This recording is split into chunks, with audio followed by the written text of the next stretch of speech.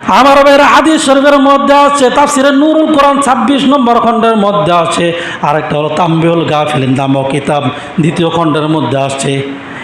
একটা কারণ হচ্ছে, যদি কোনো ব্যক্তি মান কবিলান নিকাহা মাখাফাতাল ফুজুরি, যদি কোনো ব্যক্তি এমন যুবক হয় যেই যুবক গুনার কাজের মধ্যে লিপ্ত হয়ে যাওয়ার সম্ভাবনা আছে, এখন সে বিবাহ করতে পারতেছে না, তার কাছে এমন অর্থ সম্পদ টাকা পয়সা নাই, এখন সে যদি ও গুনার কাজ থেকে, জিনার কাজ থেকে, খারাপ কাজ থেকে যদি বাঁচতে চায়, সে চিন্তা করলো আমি যদি বাঁচতে চাই বিবাহ ছাড়া আমার উপায় নাই, তাহলে আমি ঋণ করব।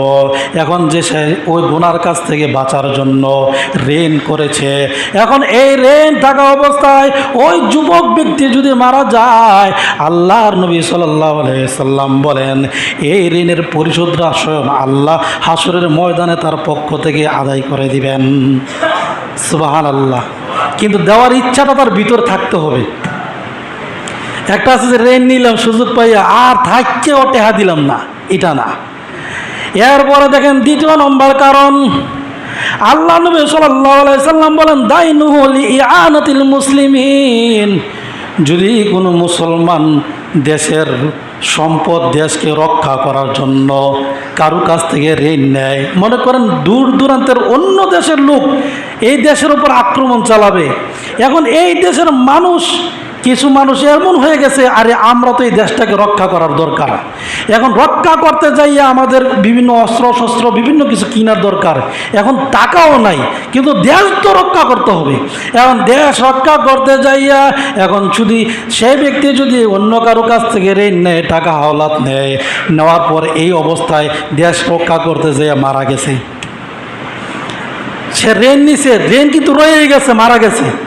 এখন আল্লাহ নবী সাল্লাল্লাহু আলাইহি ওয়াসাল্লাম বলেন হাসরের ময়দানে আল্লাহ রাব্বুল আলামিন তার পক্ষ থেকে ঋণ আদায় করে তাকে মাফ করে জান্নাত দান করবেন।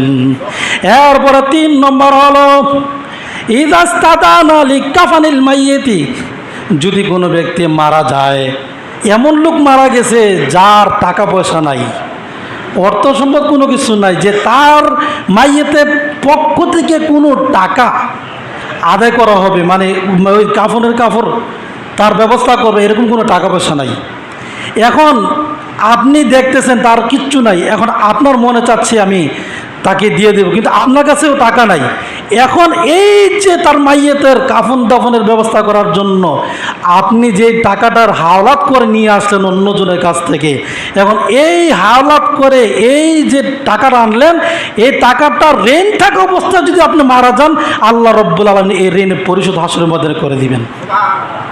এই 3 কারণে ঋণ করা যায়, ঋণ করে মারা গেলেও আল্লাহ পাক আদায় করে দেন।